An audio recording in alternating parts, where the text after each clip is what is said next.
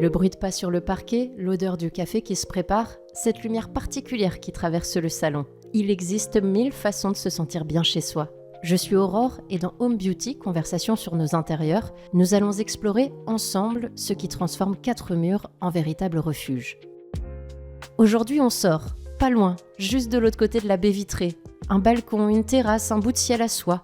Ces espaces qu'on possède souvent sans vraiment les habiter. Mon invité, c'est Thierry Algan, paysagiste, fondateur de Balcoon. Sa spécialité, les espaces hors sol, du plus petit balcon au rooftop immense. Thierry, bonjour. Bonjour Aurore. Alors votre spécialité, ce sont les espaces hors sol, par exemple les balcons, les terrasses, les patios, les rooftops même. Tous ces espaces, ils font partie de nos logements et pourtant, on ne sait pas toujours bien les habiter. Pourquoi ? Eh bien parce que ces espaces sont différents d'un jardin, ils sont très proches du bâti. Ils le prolongent immédiatement. Parfois, ils sont assez étroits, comme les petits balcons, même les petits balcons haussmanniens à Paris.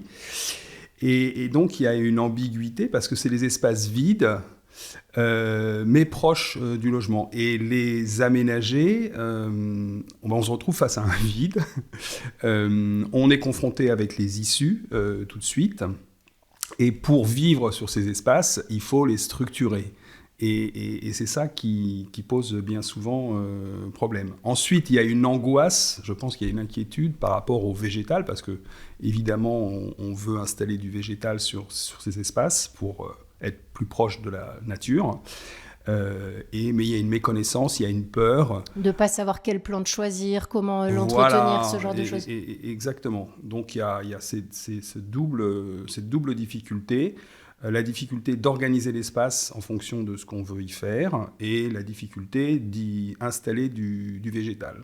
Et alors, qu'est-ce qu'on doit prendre en compte, justement, pour commencer à imaginer, un peu rêver ces espaces ? J'imagine la surface disponible, mais peut-être aussi, est-ce que c'est en longueur ? Est-ce que c'est un carré, ce genre de choses ? Alors, c'est vrai que la forme de l'espace, de la terrasse, du balcon, du rooftop, va rendre l'agencement de cet espace plus difficile, va le contraindre. Mais bien souvent, c'est pas sous ce biais-là que nos clients abordent ces espaces. Ils ont une préoccupation. Qui va être la sécurité de leurs enfants, qui va être... le vis-à-vis ? Le vis-à-vis, très courant effectivement dans les grandes villes, à Paris en particulier. Donc le vis-à-vis, un mur disgracieux, la cloison de mitoyenneté qu'on ne trouve pas jolie non plus, le sol qu'on n'aime pas. Voilà, donc nos clients nous abordent souvent... par un problème qui les préoccupe, mais ils veulent bien plus que la résolution de ce problème. Ils veulent vivre sur cet espace et on essaye très vite de les orienter sur ces questions-là. Qu'est-ce qu'ils veulent en faire ? Comment ils s'y projettent ? Comment ils imaginent l'espace ? Et comment ils ont envie de l'aménager, de le décorer, parce qu'on est dans la continuité du bâti. On a fait souvent un effort d'aménagement intérieur, de décoration intérieure. On n'a pas de rideaux, les rideaux sont ouverts, on a vue sur cet espace, on apprécie qu'il prolonge son intérieur. Donc on a conscience que c'est pas un jardin, c'est une pièce, c'est au moins un prolongement, c'est bien souvent une pièce en plus dont on peut faire quelque chose. Alors justement, comment procéder ? Quelles sont les étapes clés pour penser son extérieur ? Alors, mettre de côté les problèmes, sans y renoncer. Ne pas rester focalisé sur le problème. Se poser la question des usages, se poser la question de l'esthétique du lieu, de l'ambiance dans laquelle on veut l'aménager. Et l'ambiance, ça va être, comme à l'intérieur, le mobilier, la décoration et le végétal qui va contribuer à cette ambiance. Il peut ajouter une touche qui lui est propre. C'est quoi le rôle du végétal au-delà du décoratif ? Je crois que c'est de nous faire du bien. Tout simplement parce que on le constate à chaque fois qu'on est sur un chantier, qu'on livre les plantes, on n'a encore rien fait, on installe les plantes en vrac pour le moment sur la terrasse, le balcon, et tout de suite, on se sent mieux. Donc, je pense que le végétal nous fait du bien. Maintenant, on constate qu'il y a un besoin plus ou moins important de végétal. Il y a des gens qui ont besoin d'être au cœur du végétal, d'être très entourés, d'avoir une végétation abondante, foisonnante. d'autres qui apprécient qu'il soit présent par touche. Donc on s'adapte à ça. Une question importante, c'est la décoration qu'on veut, l'esprit décoratif que l'on veut créer à l'extérieur, est-il en contraste, en rupture avec l'intérieur ou en continuité avec les pièces qui permettent d'accéder à cet espace. Donc voilà, on est guidé par ça. Il ne faut pas avoir peur de prendre des partis forts. Il ne faut pas tomber dans le piège de tout de suite vouloir installer un mobilier parce que souvent on va le prendre trop grand, on ne va pas faire attention aux dimensions et on va l'installer pas forcément au bon endroit. Je crois qu'il est important par exemple de laisser un seuil d'accès et ensuite que ce seuil desserve les autres espaces, même si c'est un petit balcon, on a toujours la possibilité de l'organiser et de laisser de l'espace pour la circulation pour s'y sentir bien. Et au-delà donc, du mobilier ou du végétal, qui sont quand même des pièces maîtresses de cet extérieur, peut-être sur quoi on peut jouer pour installer cette ambiance particulière ? Alors, la chose la plus importante lorsqu'on est sur des espaces hors sol et qui va contribuer à l'ambiance énormément, qui ne va pas jouer simplement un rôle technique pour le végétal, c'est les bacs et les pots. Là aussi, il y a des erreurs à ne pas commettre. Ne choisir qu'une certaine forme ou qu'un certain matériau.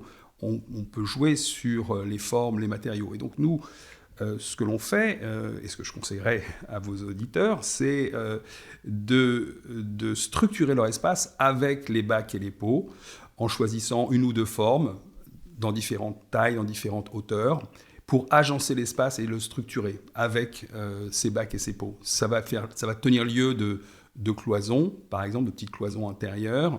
Ça va évidemment accueillir le végétal, donc ça va permettre d'avoir une présence du végétal et d'avoir un point de vue depuis l'intérieur sur l'extérieur qui sera embelli, mais ça va permettre de structurer l'espace. Et ensuite, on va choisir les plantes en fonction de ces bacs et ces pots. Et il ne faut pas avoir peur non plus de prendre des grands formats. Et alors, cette idée de structurer l'espace extérieur, vous me disiez en préparant ce podcast que c'est important de l'avoir en tête, même sur des tout petits espaces. Oui, alors les petits espaces, ça dépend ce qu'on veut y faire, mais pour les tout petits espaces, la demande, c'est soit on a un usage dédié, par exemple, j'ai une cliente qui nous a demandé de faire un espace de méditation, soit on veut en faire un espace polyvalent.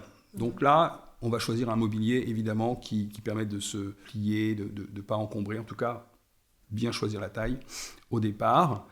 Ensuite, si l'espace est un peu plus grand, on peut effectivement le structurer et le délimiter avec le végétal, justement. Si on revient à cette idée d'ambiance, au-delà donc des pots, des plantes, du mobilier, les petits détails qui peuvent faire la différence. Justement, tous les détails comptent, tout participe à son niveau et à sa hauteur. Donc, si on a un vis-à-vis gênant, on va choisir un système d'occultation qui va, par sa forme, par son matériau, par sa couleur, aller dans le sens de l'esprit décoratif qu'on a choisi au départ.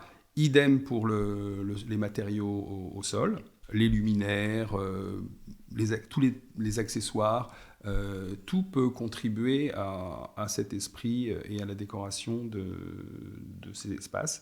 Et le végétal aussi, parce que le végétal, c'est très riche en termes de forme, de couleur, de pores, de texture. Quels seraient vos conseils pour le choix puis l'entretien de ces végétaux ? Alors, donc, comme je le disais, on installe d'abord les bacs et les pots. Ensuite, on choisit une palette végétale qui va répondre évidemment aux conditions climatiques du lieu. L'ensoleillement direct, le vent. Il y a d'autres erreurs à ne pas commettre, pas mélanger. Il y a des plantes qui vivent dans des sols acides, la terre de bruyère, et d'autres qui ne s'y plaisent pas du tout. Donc, ne pas faire des compositions végétales hasardeuses. Et ensuite, choisir le végétal pour sa contribution à l'ambiance générale, et puis aussi en fonction de ses goûts. Si vous aviez un conseil que nos auditeurs devaient retenir, lequel ce serait ? De ne pas se précipiter, de prendre son temps, de réfléchir, de poser, de mettre de côté les problèmes qui nous obsèdent, de ne pas vouloir les résoudre à tout prix, parce qu'on risque de créer un autre problème, d'apporter un autre matériau qui va être omniprésent à la place d'autres choses. Donc mettre ces problèmes de côté, se dire qu'on va les résoudre mais être guidé par ses goûts, ses envies, se projeter vraiment dans ce futur espace. Et dans une démarche globale. Dans une démarche globale, exactement. Et on termine, Thierry, avec notre question rituelle. Quel est votre objet préféré ? Pour ces espaces, moi j'adore les braseros. Pourquoi ? Je pense que c'est très archaïque. Je pense que ça fait référence à ces réunions autour du feu, à la convivialité. Voilà, c'est vivant. Une flamme, ça bouge, ça vit, ça crépite. C'est sensoriel aussi, comme les plantes. Et donc j'aime beaucoup les braseros. Et certains sont polyvalents, c'est-à-dire qu'on peut les utiliser comme braseros ou, quand ils sont de petite taille, comme pouf. Mais d'autres sont plus grands, on peut s'en servir de table. Et ils sont prévus pour ça, il y en a des très très beaux. On n'est pas obligé de s'en servir uniquement en camping, c'est aussi pour les petits espaces urbains par exemple. Exactement, bon, il y a les mesures de sécurité à prendre, mais voilà, moi j'adore les braseros. C'est votre coup de cœur. Merci beaucoup Thierry. Je vous en prie. Vous aussi, vous vous imaginez déjà sur votre extérieur autour d'un brasero ? Je n'ai qu'une envie, courir vers mon balcon, faire place nette et l'habiter vraiment. Le printemps arrive, c'est le moment. Je suis Aurore, vous écoutez Home Beauty, conversation sur nos intérieurs. Si cet épisode vous a plu, n'hésitez pas à le partager et à en parler autour de vous. À bientôt.